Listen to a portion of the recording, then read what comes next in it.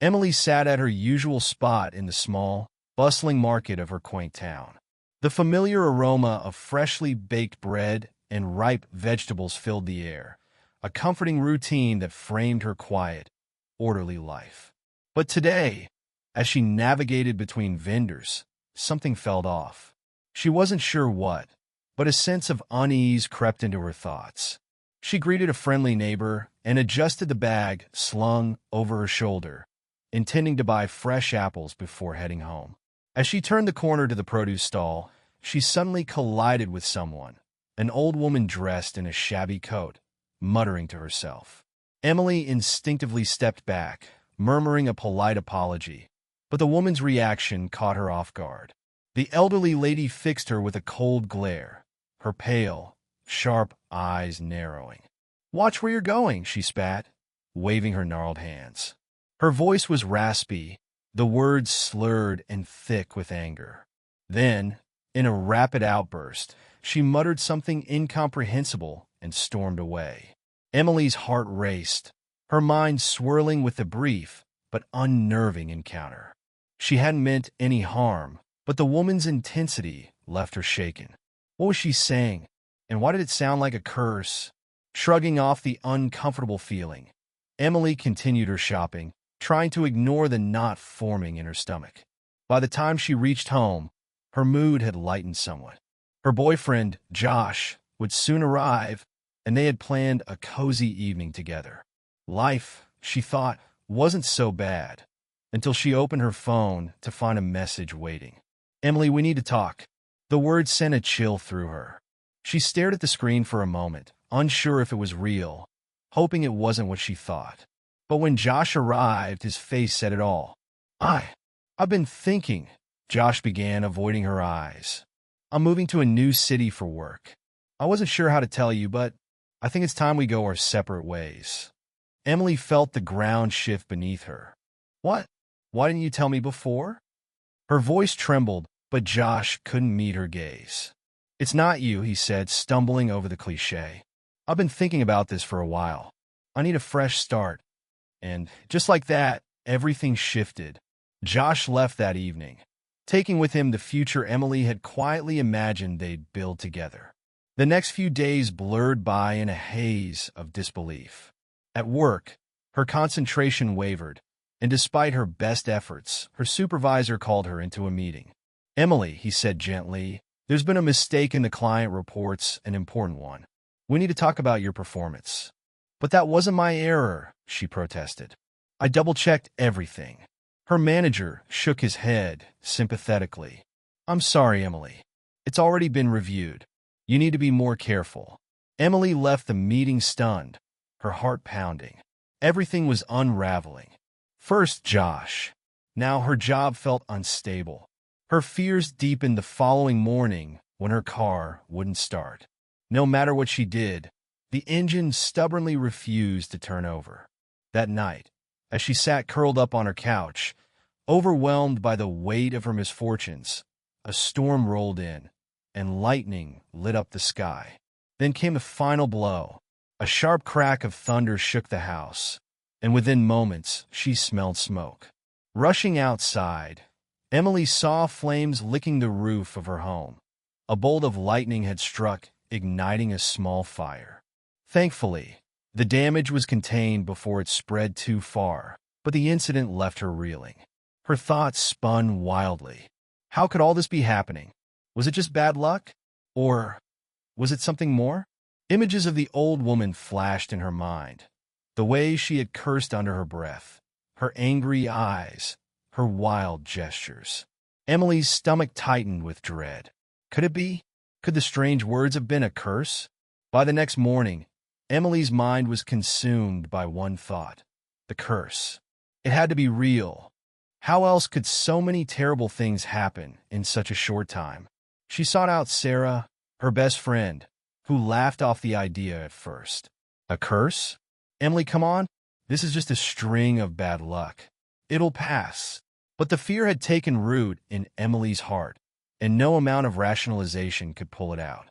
She couldn't shake the feeling that the old woman had unleashed something dark upon her. Sarah's reassurances did little to comfort her. especially as the strange events kept piling up. Every passing day felt like another sign, another proof of the curse's power tightening its grip on her life. Her once peaceful world was now spinning out of control. Emily woke up with a tightness in her chest, her mind racing before her feet even touched the floor. Ever since the fire, her once cozy home felt like a stranger's house, a place where things could go wrong at any moment. She couldn't shake the feeling that the curse had somehow gained strength overnight. Every creak in the floorboards or flicker of a light seemed to whisper of danger. Her phone buzzed. It was Sarah, as usual, checking in. Emily hesitated before answering. "Hey, you okay?" Sarah's voice was upbeat, but Emily knew her friend was growing concerned. I'm not sure, Sarah," Emily admitted, her voice low. "Things just keep getting worse. I can't focus at work, and I'm afraid of what will happen next." There was a pause on the other end. "Emily, you need to stop this," Sarah said, trying to sound firm but gentle. "You're spiraling. There's no such thing as a curse. It's just bad luck. You'll get through this." But Emily didn't believe it anymore. Something was wrong, deeply wrong, and no amount of Sarah's positivity could change that. Later that day, as Emily sat at her desk at work, she received an email, another reprimand. This time it was about a missed deadline. She knew she hadn't missed anything. Her colleague had promised to submit the work on time. But instead of fighting it, she stared blankly at the screen, feeling the world press down harder on her shoulders. By the time she got home, she had made a decision. If no one else would believe her, she'd have to take matters into her own hands. The next day, she began her search. She wandered through the winding streets of their small town, asking discreet questions to shop owners, passers-by, anyone who might know something about curses or magic. At first, people laughed it off or gave her strange looks. But after hours of asking, she found a lead, a little shop hidden in an alley on the far edge of town, the kind of place you'd miss if you weren't looking for it. The faded sign above the door read Madame Lucille's Mystical Emporium. Emily hesitated before pushing the door open, her heart pounding. Inside, the shop smelled of incense and herbs. Shelves were lined with trinkets, crystals, and dusty books. A woman in her 60s with long silver hair sat behind the counter, flipping through a well-worn tarot deck. She looked up, her gaze sharp and knowing. "You're searching for something," the woman said before Emily could speak. Emily swallowed, unsure how to begin. I think I've been cursed." Madame Lucille's eyes sparkled with curiosity. "A curse, you say? That's not something people claim every day. Tell me what happened." Emily recounted the encounter with the old woman at the market, the bump, the angry words, and everything that followed. As she spoke, Lucille listened intently, occasionally nodding but never interrupting. When Emily finished, the fortune-teller leaned back in her chair, her fingers tapping rhythmically on the table. "Curses are tricky things," she mused, "but they're not as common as you might think. The power of a curse often depends on belief. Sometimes, the more you believe in it, the more power it has over you." Emily's heart sank. She wanted to believe this was all in her head, but the weight of her recent misfortunes was too much to ignore. "Can you help me break it?" Emily asked, her voice barely above a whisper. Madame Lucille smiled softly. "First, we must determine if this curse truly exists. You must confront the source. Find the woman who cursed you. Only she can tell you whether this is real or imagined." The idea of finding the old woman made Emily's stomach churn with fear. But if it was the only way to free herself, she had to try. She thanked Lucille and left the shop, the fortune-teller's final words echoing in her mind. Fear gives power to the unknown. Over the next few days, Emily became consumed with her search for the old woman. She scoured the market, asked the vendors if they'd seen her, but no one seemed to know much about her. The old woman was like a ghost, fading into the background of the town, always there, but never truly noticed. Meanwhile, her life continued to spiral. Her headaches were getting worse, and the constant anxiety gnawed at her health. She'd lie awake at night, imagining the curse growing stronger, weaving itself tighter around her life, suffocating everything good. It wasn't long before her best friend Sarah began to notice the changes in Emily. The once vibrant, easygoing woman was now pale, tired, and distant, constantly distracted by her obsessive search. "You're not eating, Em," Sarah said one evening, sitting across from her at a local cafe. "And you've lost weight. You need to stop this before it destroys you." "I can't," Emily whispered, her fingers tracing the edge of her cup. "I need to find her, Sarah. I need to know if this is real." Sarah shook her head, her expression shifting from concern to frustration. "Do you hear yourself? This is all in your mind. There's no curse, Emily. You're tearing your life apart over a figment of your imagination." But Emily couldn't stop. She couldn't let go of the possibility that somewhere out there, the old woman held the key to undoing the curse that had thrown her life into chaos. As weeks passed, Emily's desperation grew. The constant stress took a toll on her relationships. She argued with her family, her co-workers, and even Sarah, who was once her steadfast support. Now, even Sarah was pulling away, unsure how to help. One evening, when Emily came home to find her mailbox stuffed with overdue bills, she crumbled. Sitting on the floor, surrounded by the wreckage of her life, she felt utterly defeated. Was this her fault? Had she let fear consume her? Or was there something real lurking in the shadows, feeding off her misery?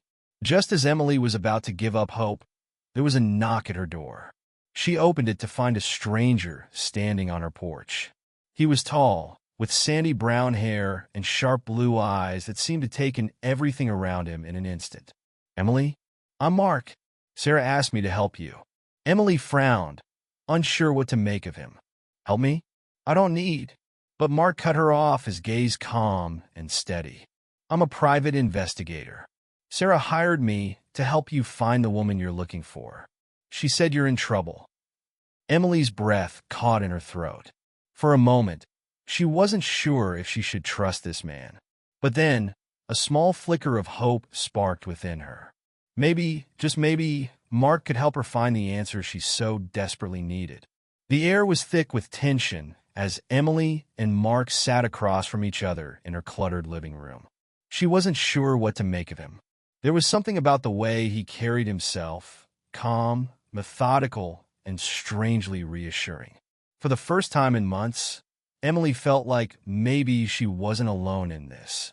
"So," Mark began, breaking the silence, "Sarah told me about your situation. I understand you believe an old woman placed a curse on you." Emily nodded, fiddling with the sleeve of her sweater. "It sounds ridiculous, I know, but after everything that's happened, I can't shake the feeling that it's all connected to that day at the market." Mark leaned forward, his sharp blue eyes studying her intently. "I don't think it's ridiculous at all. People sometimes overlook patterns in their lives until they're overwhelmed by them. I'm not saying it's a curse, but I believe there's something worth investigating." His voice was steady, logical, and somehow comforting. Emily found herself explaining everything. How her life had spiraled out of control after the encounter with the old woman, the breakup with Josh, her work troubles, the car, the lightning strike. She laid it all out, hoping that maybe Mark could make sense of it. Mark listened intently, never interrupting. When she finished, he sat back in his chair, deep in thought. "The first thing we need to do," he said slowly, "is find this woman. I've already asked around the market, and no one seems to know her. That's strange, given how small this town is." Emily felt a surge of anxiety. "I've looked everywhere, too. It's like she vanished after that day." Mark nodded. "That's why I'm going to dig deeper. I'll start with some background checks on people in the area, see if anyone fits the description. In the meantime, I want you to focus on something else." "Something else?" Emily frowned, unsure what he meant. "Right now," he said, his voice firm, "your mind is fixated on this curse. It's consuming you. Whether it's real or not, the belief in it is affecting your life. I've seen this before. People spiral when they start attributing every misfortune to a single cause." Emily blinked, feeling defensive. So, you think I'm imagining this? Mark held up a hand. Not exactly. I think bad things happen, and when they happen all at once, it's easy to connect them. But sometimes, they're just a series of coincidences that seem bigger than they are. The word coincidences made Emily bristle. It couldn't be that simple, could it? Let me ask you something, Mark continued. When was the last time you felt in control of your life? Emily paused. She hadn't thought about it that way before. Control? It had slipped through her fingers the moment Josh left. Since then, she'd been running on fear and anxiety, barely holding it together. I don't know, she admitted softly. I guess it's been a long time. Mark leaned in, his expression serious but kind. I think that's part of the problem. If you feel powerless, everything starts to look like it's happening to you, instead of being a result of choices, circumstances, or even chance. Emily felt a flicker of something, hope, maybe, or at least a tiny crack in her belief that everything was out of her control. She didn't know if she believed Mark yet, but there was something about his logic that felt grounding. The next few days passed in a blur as Mark worked tirelessly to find leads on the old woman. He called Emily regularly with updates, though most were dead ends. The frustration was growing, but so was Emily's realization that not everything was as supernatural as it seemed. One afternoon, Mark called with new information. Emily, I got something. Meet me at the cafe in an hour. When she arrived, Mark was already seated, a file in front of him. His expression was hard to read, but there was a certain intensity in his eyes. I found her, he said, pushing the file across the table. Emily's heart pounded as she opened it. Inside was a photo of the old woman. Her lined face was unmistakable, even in the grainy surveillance shot. The document included her name, Margaret O'Leary. She's not a ghost, Emily, Mark said quietly. She's a local, lives on the outskirts of town, near the woods. Emily stared at the photo, her mind racing. But why hasn't anyone seen her since that day at the market? She's a bit of a recluse, Mark explained. Doesn't come into town often. But here's the thing. There's no record of her ever being involved in anything like curses or mystical practices. She's just an old woman with some personal problems. She's had a hard life, lost her family years ago, and people say she's been a little unkind ever since. Emily felt a rush of guilt. She had spent so much time building this woman up into a villain in her mind. So, she didn't curse me? Mark shook his head. There's no evidence to suggest she did. But I think it's important you talk to her. You need closure, Emily. If you don't, you'll keep letting this fear control you. The thought of confronting Margaret terrified Emily, but she knew Mark was right. She had to face her fear, whether it was real or imagined. The next morning, Mark drove Emily to Margaret's house. It was a small, weather-beaten cottage, tucked away at the edge of the woods. Emily's palms were sweaty as they approached the front door. Mark gave her an encouraging nod. You've got this. Taking a deep breath, Emily knocked. For a long moment, there was silence. Then the door creaked open, revealing the old woman from the market. Her eyes, though still sharp, held a weariness that hadn't been there before. For a moment, neither woman spoke. Can I help you? Margaret's voice was rough, but not hostile. Emily cleared her throat. I think we met a few months ago at the market.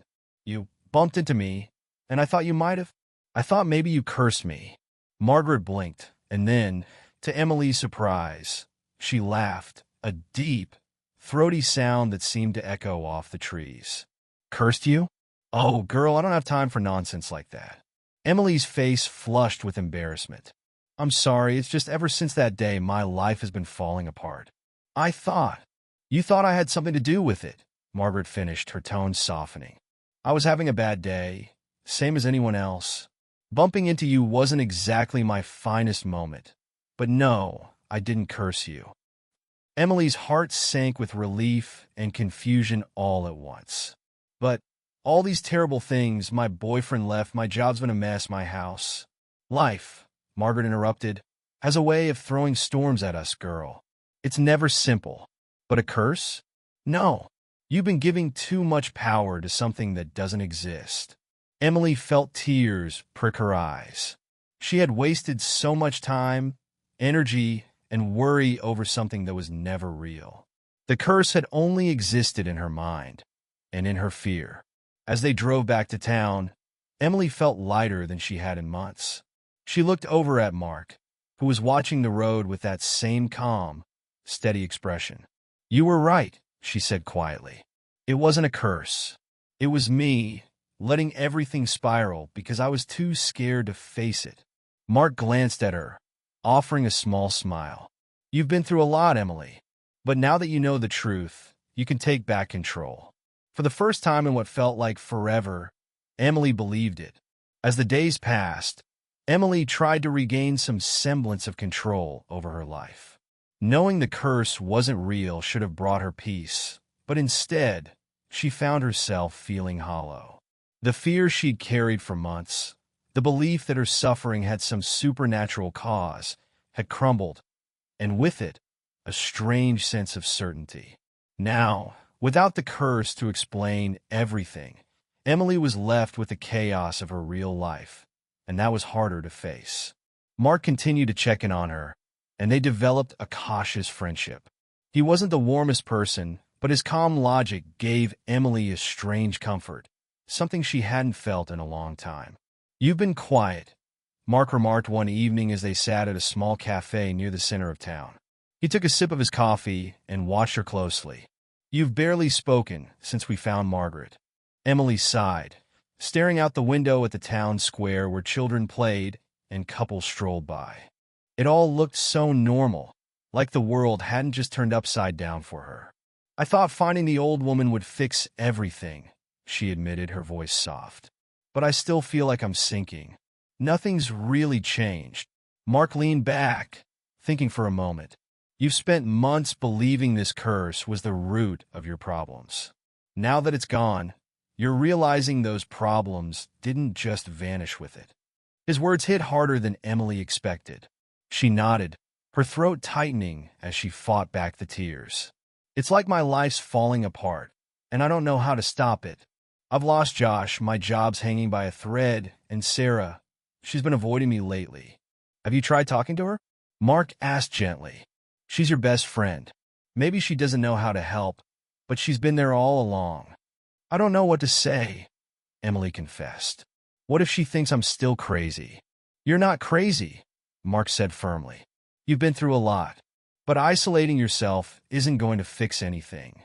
The longer you stay in your own head, the more you lose touch with the people who care about you." Emily sighed, knowing he was right. She had pulled away from everyone in her life, retreating into fear and isolation. Even though the curse had been debunked, she couldn't shake the overwhelming feeling that she was still trapped in a web of bad luck, one that she had spun for herself. The next day, Emily decided to reach out to Sarah. They hadn't spoken much since the incident with Margaret, and she wasn't sure how Sarah would react. To her relief, Sarah agreed to meet her at their favorite park, a place they used to visit before everything spiraled out of control. As they sat on a bench near the pond, Sarah seemed cautious, as though she didn't know whether to tiptoe around Emily or dive into the conversation head-on. "I was worried about you," Sarah began, breaking the silence. "But I didn't know how to help. You were so convinced that everything was tied to that curse, and I didn't want to push you." Emily nodded, feeling a rush of guilt. "I'm sorry, Sarah. I should have listened to you sooner. But I was so scared. Everything in my life felt like it was falling apart, and I just needed something, anything to blame." Sarah's expression softened. "I get it. We all have moments where we need something to explain the chaos. But I've missed you. You've been so distant." "I've missed you too," Emily said quietly. "I was just so wrapped up in my own fears. I kept thinking if I could solve this one thing, everything else would fall back into place. But now I realize it's not that simple." Sarah nodded, her hand resting lightly on Emily's. "Life's rarely that simple. But you're not alone in this. You don't have to figure it all out by yourself." Emily felt the weight on her chest ease slightly. She had lost touch with the most important people in her life, but sitting there with Sarah, she realized it wasn't too late to rebuild those bridges. They spent the next hour catching up, not about curses or misfortunes, but about the small, everyday things that made life bearable. Sarah's new job, funny stories from their past, future plans they could still make. By the time they left the park, Emily felt lighter. It wasn't a magical fix, but it was a start. The following week, Emily threw herself back into trying to repair her career. She spoke with her boss about the recent mistakes and admitted she had been struggling mentally. Her honesty surprised her manager, who agreed to give her another chance, but warned her that she'd need to prove herself again. Despite the small victories, Emily couldn't shake the nagging feeling that bad luck continued to cling to her. Strange things still seemed to happen around her. The fire at her house, the car breaking down, her failing relationships, it all weighed on her, even without the supernatural explanation. Then, one evening, Mark showed up at her door unannounced. "Can we talk?" he asked, his expression more serious than usual. Emily let him in, confused by the sudden visit. "What's wrong?" Mark paced for a moment before turning to face her. "There's something I didn't tell you." Emily's heart began to race. "What do you mean?" "I kept looking into your life, your work, your ex-boyfriend, the fire at your house. I wanted to make sure there wasn't anything we missed. And I found something." Emily felt a knot tighten in her stomach. "What did you find?" Mark sat down, his face grave. "Some of the things that have been happening to you weren't coincidences. The fire at your house, for example, it wasn't just a lightning strike. The wiring was old and faulty. Your landlord knew about it, but didn't want to pay for repairs." Emily stared at him, trying to process the information. "So, the fire wasn't an accident?" "No," Mark said. "And your car breaking down, it was due to a faulty part that had been recalled months ago. Your mechanic should have replaced it, but he didn't." The world around Emily seemed to tilt as the pieces of the puzzle started to shift. "Are you saying all of this was preventable?" "Yes," Mark replied. "Your bad luck wasn't some cosmic curse, Emily. It was a series of neglect and mistakes by people who should have done better. The problem is, once you started believing it was all part of something bigger, you stopped looking for real answers." Emily felt her knees go weak, and she sank into the couch. I can't believe this. I spent so long thinking it was out of my control." Mark's voice was gentle but firm. "That's what fear does. It makes you see connections where there aren't any. But now you know the truth, and that means you can start to take control again." Tears welled in Emily's eyes. She had let herself be paralyzed by fear, spiraling deeper into a sense of helplessness that wasn't based in reality. There had been no curse, only a series of unfortunate, preventable events. But more than that, she had allowed her belief in the curse to blind her to the real issues in her life. Mark stood up, his expression softening as he looked down at her. "It's time to stop running from your life, Emily. You have the power to change it, but you have to choose to do it." That night, Emily lay in bed, staring at the ceiling. Her mind was racing, but for the first time in a long while, it wasn't with fear. Instead, she felt a flicker of determination, something she hadn't felt since all of this began. She thought about everything Mark had uncovered, the truth about her misfortunes, and how she had let herself be consumed by fear instead of facing the real problems. It was time to face them now. No more running, no more blaming shadows and curses. As she drifted off to sleep, Emily felt something she hadn't in a long time: hope. The next morning, Emily woke with a clarity she hadn't felt in months. The weight she had carried, the fear that had clung to her so relentlessly, now seemed distant. Mark's words echoed in her mind. It's time to stop running from your life. It was time to take action. Her first step was practical. She contacted her landlord and demanded the wiring in her house be inspected and repaired. It felt empowering to make that call, to advocate for herself instead of assuming misfortune would keep piling up. The landlord, taken aback by her assertiveness, agreed to handle the repairs immediately. Next, she called the mechanic who had failed to replace the faulty part in her car. It was an awkward conversation, but by the end, she had a promise that the work would be done properly this time, at no charge. These small victories built momentum, and for the first time in a long while, Emily felt like she was in control of her circumstances, not at the mercy of them. Despite the forward steps, Emily knew she couldn't rebuild her life by herself. She needed to mend the relationships she had pushed away, and that began with her family. She invited her parents and sister over for dinner, something she hadn't done in months. As they sat around the table, her mother looked at her closely. "You seem different," she remarked, carefully placing her fork down. "I am," Emily admitted, taking a deep breath. "I've been lost in my own head for so long, pushing everyone away because I thought I was cursed. But I wasn't cursed. I was just scared." Her sister, Lisa, reached across the table and squeezed her hand. "We've all been worried about you, Em. We didn't know how to help." "I know," Emily said softly, feeling the sting of guilt once more. "But I want to fix things. I missed you all so much. I don't want to keep shutting you out." Her father, who had remained quiet, smiled warmly. "You're here with us now. That's what matters." The evening was filled with laughter, light conversation, and the warmth of being surrounded by her family. As they left, her mother hugged her tightly. "We're always here, Emily. Don't forget that." Over the following weeks, Emily continued piecing her life back together.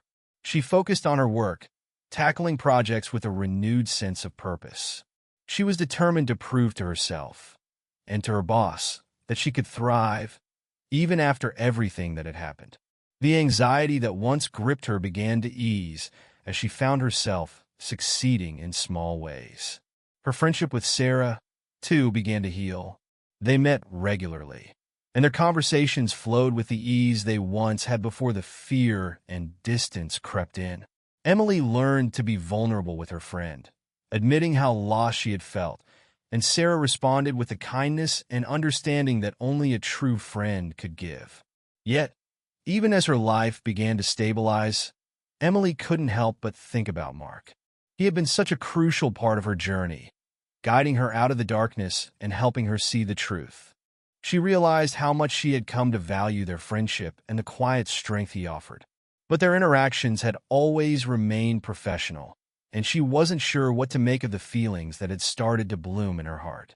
One evening, as Emily sat on her porch sipping tea, Mark called. "Hey," he said, "I was thinking about grabbing dinner tomorrow. Care to join me?"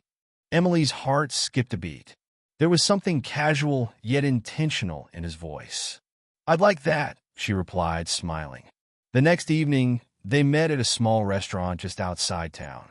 The atmosphere was warm, the lights low and flickering, casting a soft glow over their table. They talked easily, as they always had, but there was a new energy between them, a shift that neither of them addressed directly. Halfway through the meal, Mark put his fork down and looked at her seriously. "You've come a long way, Emily. I'm proud of you." Emily felt a rush of emotion at his words. "I couldn't have done it without you," she admitted. "You helped me see things I wasn't ready to face on my own." Mark smiled, his eyes softening. "You were ready. You just needed someone to remind you how strong you are." They sat in silence for a moment, the weight of the last few months hanging between them. Finally, Mark spoke again, his voice quieter. "I'm glad we met, Emily. And I don't just mean because of the case." Emily's breath caught. There was something in his gaze, something unspoken but unmistakable. She felt her heart beat faster, but this time it wasn't fear.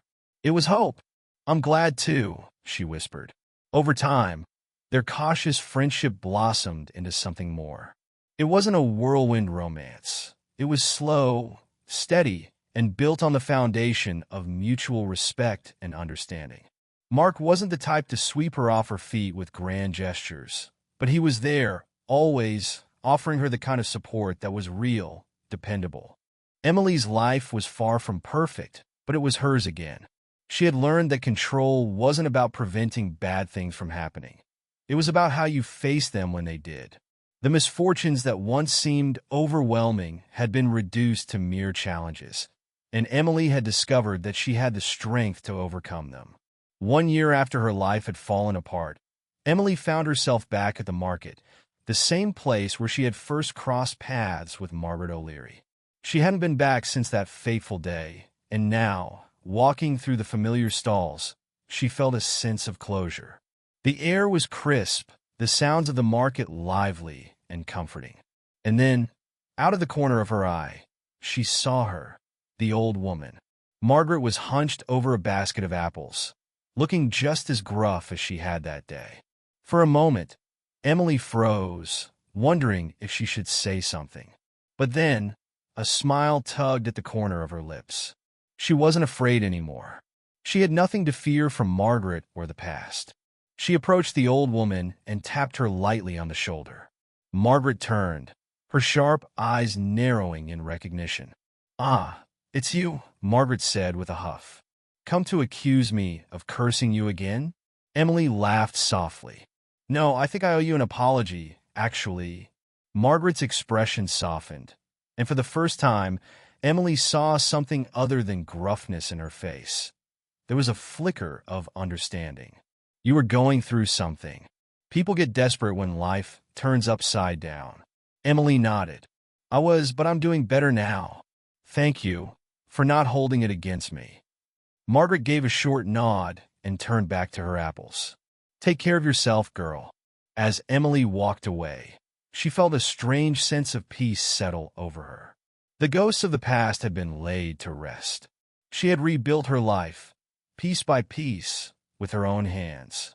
And now, as she stepped into the sunlight, Emily felt something she hadn't truly felt in a long, long time.